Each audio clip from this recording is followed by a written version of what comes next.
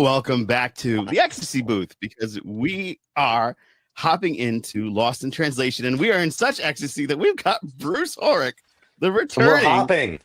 And he's hopping. He's ready to hopping. Welcome back, Bruce. We are, of course, the Captains Quadrant, and we have a banger because we've got Bruce here with us to talk about the episode where he returned to Trek. Yay! I'm also here. And then, we have Jason Roy Gaston, our co-host, and me, Joe Dove. Jason, right there. Yeah. Yes, we are very excited to have you this week. We are going to be talking about the episode where you came back, Lost in Translation. Fabulous. Yeah, which was a fabulous episode. I remember the first time we watched. We actually didn't get to review it the first time because there was the strike or something like that. So this is going to be a lot of fun. Jason, if you please, the synopsis. Very well. Uhura seems to be the only one who can hear a strange sound that seems to trigger terrifying hallucinations. Turns out Spock has gas. Vulcan nerve gas. Yes. Inhale long and suffer. It's like a mirror universe, it sounds like. All right, well, let's hop into it. WTF did we just watch?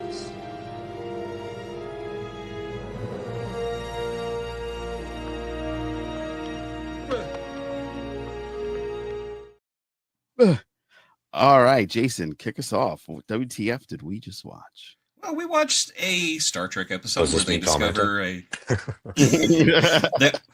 we watched a Star Trek episode where we find strange new life forms and new civilizations, and that's exactly what Star Trek is all about. Plus, it is just a powerhouse for Celia in this episode, who plays Uhura. She is so captivating because it's one of those episodes where you just feel like a character is alone and she's trying to get everybody to believe her. And of course, we get, I don't want to say it's a full return of Himmer, but we get little tastes of Himmer in this episode.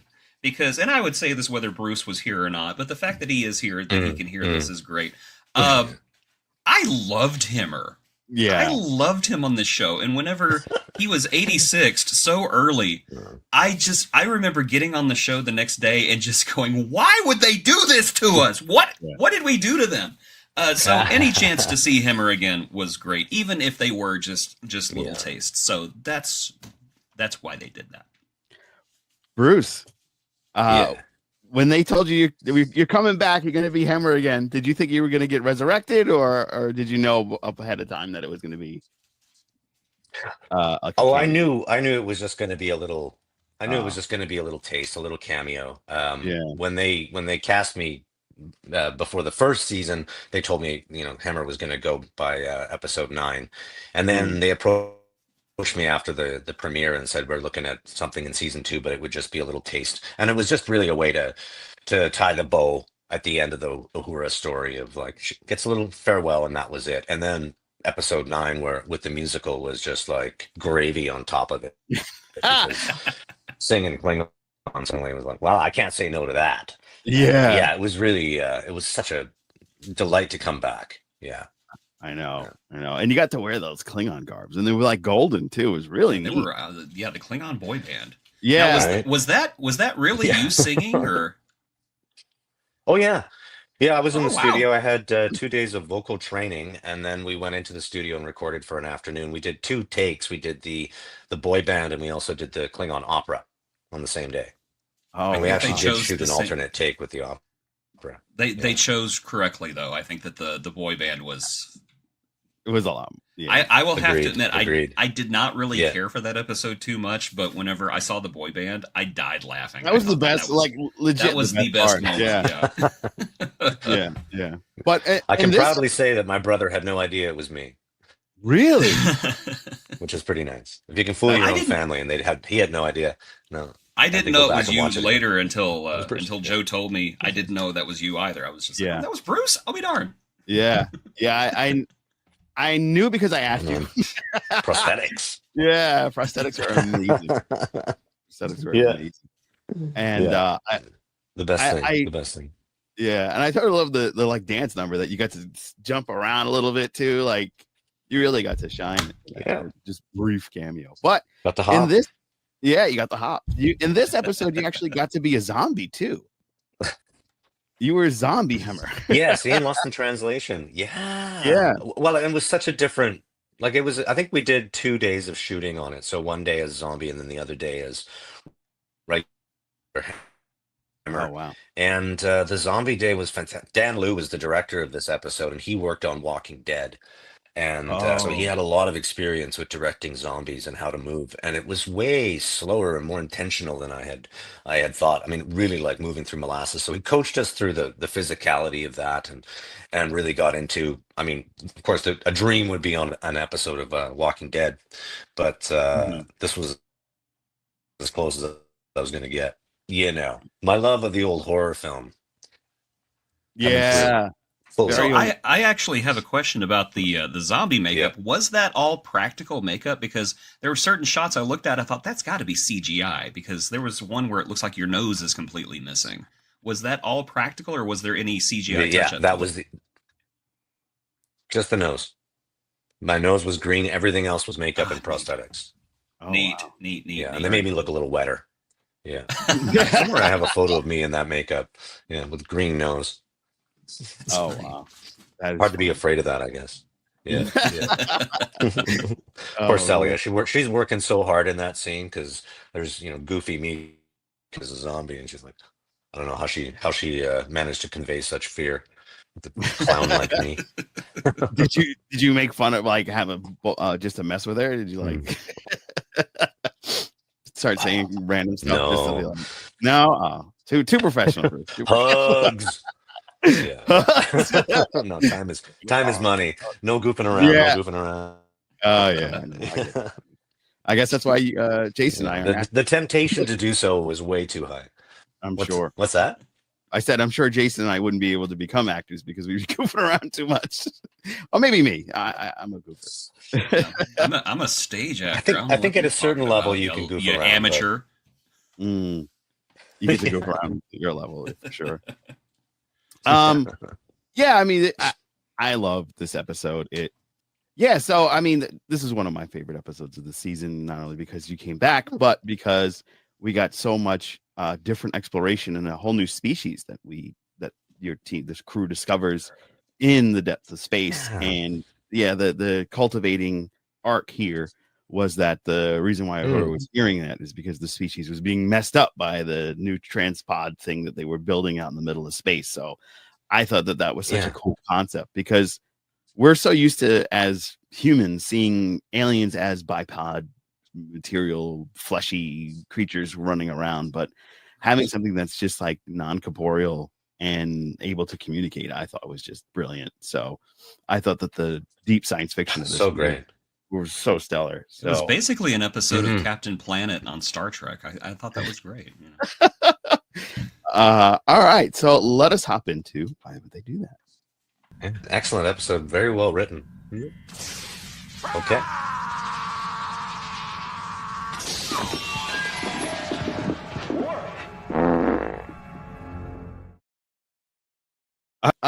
So why do you think they wrote this particular episode as they did? I mean, it was actually stellar science fiction, but what do you think was the genesis of the whole writing experience?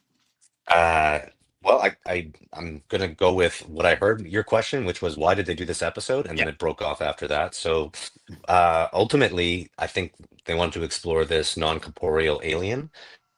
Well, in the long arc of Uhura's story of becoming a family member on the Enterprise, I think this is a big step for her. She goes from being kind of isolated to connecting with Kirk. We see the Kirk brothers come together. We see Una and Pella come together and sort of get over their own miscommunication or their hang-ups and things like that. So I think it's aptly titled Lost in Translation, as oftentimes communication gets a little messed up by history or time or whatever.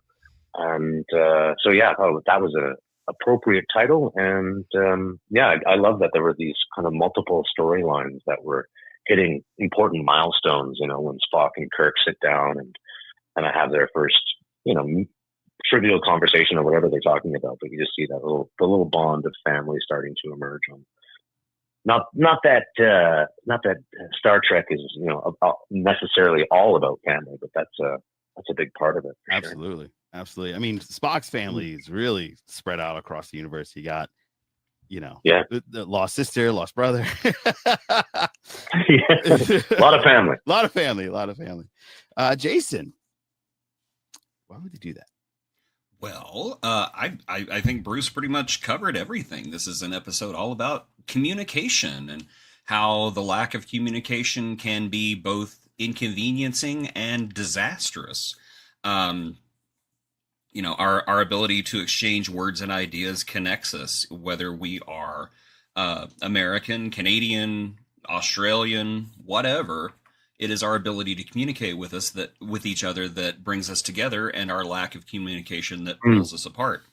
And this episode not only shows it on a grand scale of how the Federation was basically just accidentally committing a genocide, but it also shows it on the small scale about how it can disrupt a family or disrupt a working environment. And of course, any excuse to bring in Carol Kane. I miss Hammer, but I do love Carol Kane so much. She is so great as Pelia. Any excuse to bring in Pelia. Any excuse to have Kirk on the ship, which he's always on the Enterprise. Yeah. It's almost like he's measuring for a couch at one point. It's like, Kirk, what are you doing? Nothing. I'm definitely not planning on getting in your quarters, Captain. Not at all. Yeah, so that's pretty much why I think it was. It was an episode all about communication and its importance. Bruce brought up a good point. It's a lot of firsts too, because this is the first time Kirk and Spock meet on the Enterprise. First time Kirk and Uhura meet too. Yeah, and Kirk and Uhura. So there's a lot of connections in building, I think, possibly leading up to almost a reboot of TOS. I don't know what the future plans are, but it feels like they got all the right pieces coming together, especially with the onset of Scotty later on. So that I think would be incredible if long-term planning suggests that that's exactly what their goal is, because like I said, they have all the right sprinkles in all the right places. I think that the casting is stellar in this series. I'm sure you've got a lot of great stories. Is there any like amazing little tidbits that you could share working on the set that day? Oh, I'm trying to remember. Yeah, I think the first day I was done up as Zombie Hammer, and kind of 3.5 hours in the makeup chair, or however long it was. Maybe, I don't think it was that long. It was probably 2.5 hours in the makeup to get that done, and then I got brought by the production assistant over to set and sat down. They were shooting a scene with Carol Kane. And so I got sat down next to her in my full zombie makeup, and like dead Hammer next to Pelia. And it's like, I wish I had snapped a photo of it, because it's like, this is what working in engineering can do to you. Photograph. Job hazards. Engineers have all the fun. And honestly, that was my one day of meeting her. And then in Vegas last year, they brought up the Strange New Worlds cast in 2 different segments, and we crossed over and had a big sort of cast photo taken. And Carol Kane came over, and I said, "Oh, I'm Bruce. I don't think we hadn't actually met. I was in makeup." And she's like, "Oh, no, I remember you from set." Oh, that's cool. Yeah. See, lasting impression. It was nice to be remembered by the great. Yeah, lasting impression with or without the makeup, Bruce. You nailed it. I have a certain presence, I suppose. You do. You definitely do. I'm just picturing Pelia doing a bit, where you walk up to her and says, "Hey, I'm Bruce. I was in makeup last month." "Oh yes, you look terrible now. What happened to you?" Yeah. You haven't aged well. Oh dear. All right, we're gonna hop into our next segment, which is going to be different. It's not redeeming features, because this is a great episode. It's an Ecstasy booth. This is the missed opportunities. Here we go.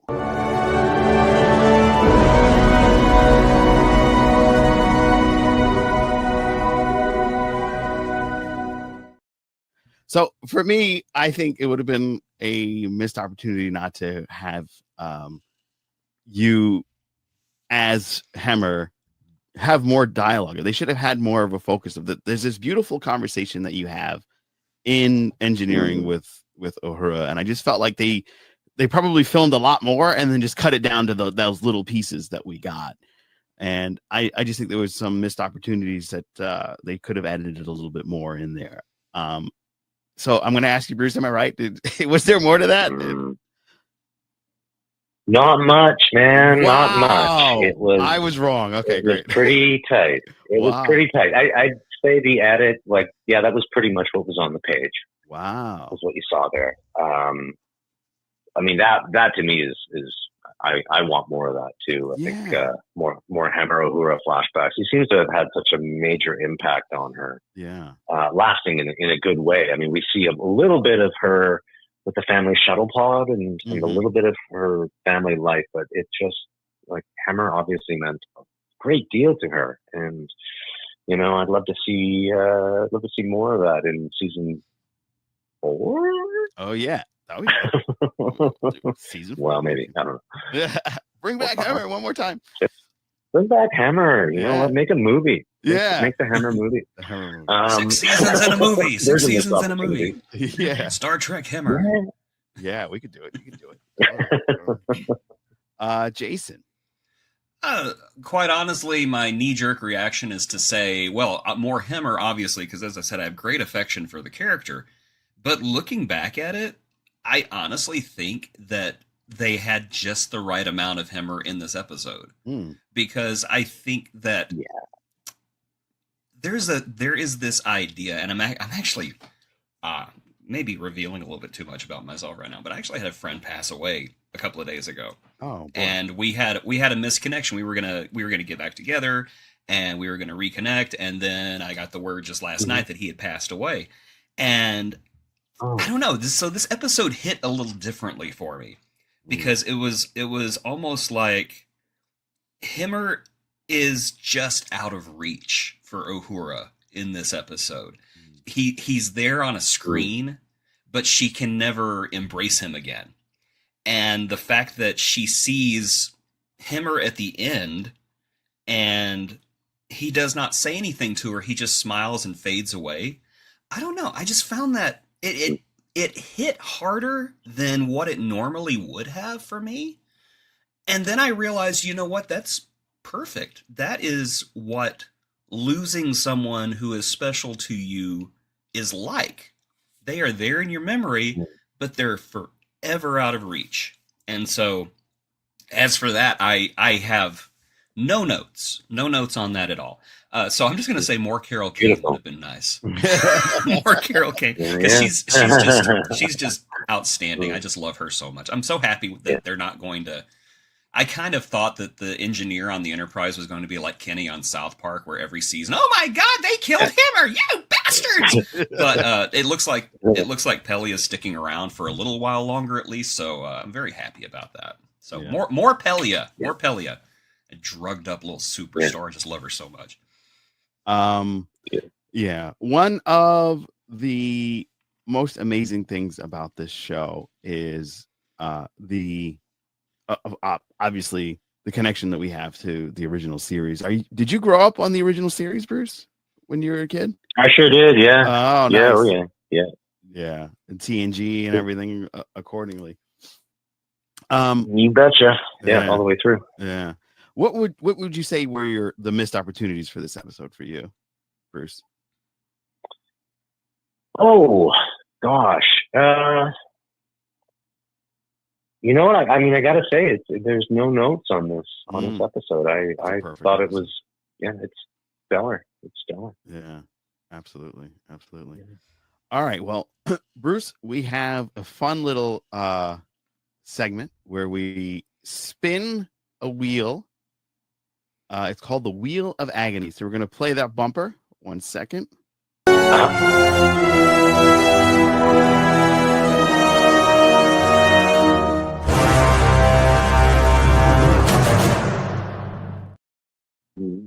Bum. Nice. Yeah, it's very Klingon. we need to add Bruce's boy band Klingon to this Wheel of Agony. I think. You know what? Yeah, is that cool, Bruce? Can we in honor of Bruce? All right, awesome. In honor of Bruce, we need to put him there. Keep Galron, keep Silver Daddy Worf. Just have Klingon boy band Klingon there. That'd be amazing. All right, totally. All right, we're gonna spin the wheel. It's gonna decide the next episode that we're watching. Jason Regassi will be on leave, so we'll have some guests.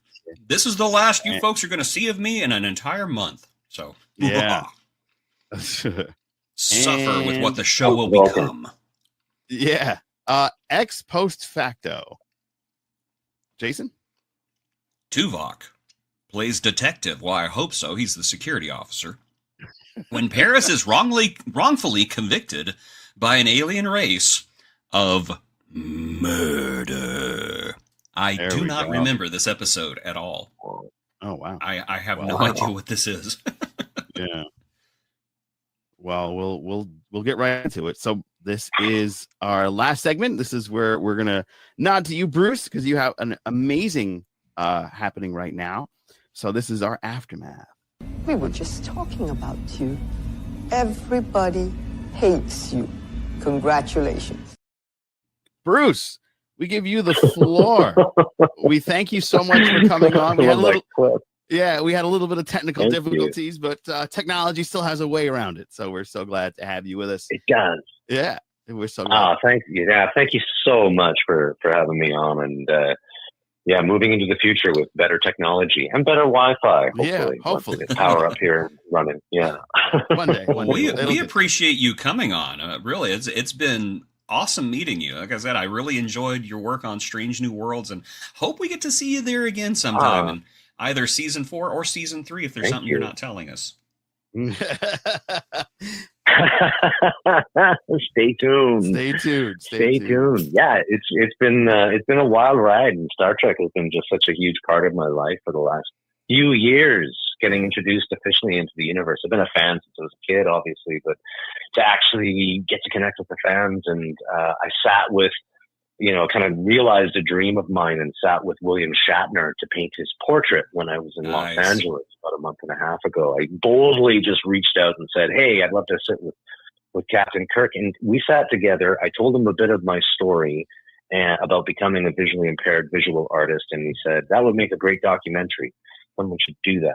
And as luck would have it, a production company out of Stratford has paired up with me. I'm going to direct a documentary where I go and paint portraits of people who have overcome adversity in some way, shape, or another, and have decided to dedicate their lives to the act of the creative. The documentary is called Boldly Going, and we've launched an Indiegogo campaign to help us with some of the funding. We've got support here in Canada, but obviously these things are expensive. So we started an Indiegogo campaign, and it's a Boldly Going documentary. And it's rocking, it's rolling, and we're hoping to make this thing a reality. To me, it's the perfect next step in the evolution of my portrait project, which began as me just painting the way that I see in an attempt to express it to people. And through that, I've encountered incredible artists and craftspeople and just people from all walks of life. I've done 760 portraits now. Wow. Working towards 1,000. And I just kind of want to see this thing to fruition. And it all started with the phrase, "Go boldly." Yes, that is awesome. We love the story of how this all came to fruition, and I wanted to support it because I love what you do, and thank you. Being a son of a disabled woman, I think it's imperative that everyone that has something shines their best showcases, because my mother was physically disabled, and she still managed to get all the way down to Brooklyn from Westchester, which is like 2 hours every day to work, and she just had this "I cannot be stopped" attitude that continues today. So I just have the utmost respect for you and everything you do, and I'm so excited for your project. Thank you. Yeah, and I wanted to. Yeah, absolutely. And I wanted to make sure that we gave you a moment to shine and get more awareness on it. So at our booth in Trek Long Island, we're going to have some paperwork that you guys can come visit us and make sure you can take a part in whatever you can donate to Bruce and the project. We'd really appreciate. So it's going to be one of the things that we're going to get 100% behind, Bruce. Awesome. Thank you so much. Thank you. Absolutely. And of course, I'm going to be donating. I get paid Monday, so I'll be donating this Monday. And if you are watching our show on YouTube, you can click the link below in the show notes. If you're on the live show, we're not live, sorry, but you could definitely still click that link. My fault. No, there's a great reason. Bruce's fault. It's Bruce's fault. Yeah, it's me. I'll take the fault. There we go. I think people will be fine with that. But yeah, please donate to this amazing cause. I can't wait to see this come to fruition and watch it wherever you release it. And I'd probably be in Canada first, but we'll figure out how to get to see it here in the States. Yeah. I'm sure there's plans for distribution. Bruce, what other projects are you up to in the moment before we go? I know you're pressed for time, but just real quick, what else can you yeah. Well, I'm in Niagara-on-the-Lake, Ontario, at the Shaw Festival, doing 2 shows. So the Shaw Festival is North America's second largest repertory theater festival. And they got 5 venues, theater happening all the time. I'm in 2 shows this summer. One is Wait Until Dark, which is based on the Audrey Hepburn and Alan Arkin film from the 60s, I want to say. And this adaptation was done in 2013. And so we're doing that on the festival stage, and that opens next month. And then the month after that, I'm opening a show called Murder on the Lake, which is set here in Niagara-on-the-Lake. And in it, we invite an audience member to come on the stage and be the detective as they go undercover to solve the mystery. And that runs until October. That sounds like a lot of fun. Here, great. It'll be a lot of fun. Yeah. It's a good time. Oh man, yeah, so we're loving it. Yeah, amazing, amazing. Well, yeah. Bruce, thank you again for joining us into the Ecstasy booth. We really appreciated your insights and behind the scenes little tastings of the episode, and we really are grateful for you to hop in with us this week. It was a great trip down. It was a great trip down memory lane. Nice to visit that again. Yeah, so thank you guys. Thank you for having me. Awesome. Appreciate it. Yeah, absolutely. And don't forget show notes. And if you're listening to the podcast version, we still have the same links available in the podcast notes. As we go, as we have to, we would like to say special hellos and thank yous to our patrons. Be sure, patrons, to go and check out all of Bruce's projects. We want to say to you, our transgressor level tier 3, we honor you, Holly Mack. Our transgressor tier 3, Johannes Borg, we honor you. And of course, Chris Katulka, thank you. We honor you, sir. And many thanks to Denise, our tier 1 conspirator, who's a cute little conspiracy bug. All right. Well, that's gonna wrap it up for this episode of the Ecstasy Booth. Jason, I want you to have a safe and successful trip, and I'll see you in 2 weeks. I don't know how safe it'll be because I can't have much fun if it's safe. You know what? I'll if I can drop in unexpectedly to be that guest nobody wants, I totally will if I'm able. Which I don't know. We'll see. We'll see. The internet is a wild place, and the Wi-Fi. I did it from Japan. I don't see why I can't do it from Canada. Yeah, Bruce, thank you again, and everybody, we'll see you next time. Thanks, all. Thank you so much for listening, and thank you for downloading this episode of the Captains Quadrant with our very special guest, Bruce Horak. But we would be remiss if we didn't want to remind you that in 1 week, we are at Trek Long Island in a special Captains Quadrant Section 31.5 on that Sunday at 2 p.m. We are with Andrew Robinson as we have questions live at Trek Long Island. Hear about Garrick's impulses, Garrick's desires, Garrick's dreams. We'll have many questions. It'll be sort of a interrogation, if you will. I'm sure you'd appreciate that. And we are so excited to get into some of his acting histories and share with you this monumental moment in Trek Long Island and Captain's Quadrant history. And that's not all, folks. We are going to be hanging with the icons of the 90s Trek. We're trekking the 90s with none other than Philip Morris, Iona Morris, and Susan Doyle. We're going to be trekking the 90s as we are going to honor their times as many guest stars in Star Trek Deep Space Nine, Star Trek Voyager, Star Trek The Next Generation, and so much more. It's going to be a blast. We're going to have a great time on the main stage, 3 p.m., and there's so much to talk about because these guys have extra incredible, legendary careers, and there's so much to get into. So be sure to get your Trek Long Island tickets right now. It's next week. It's going to be a blast. Jason and I are going to be there in person, and we're giving away that starship. So don't forget to subscribe to the Patreon and get your chance in. You've made it through the Agony Booth, a Captain's Quadrant show. Please be sure to like, share, and subscribe.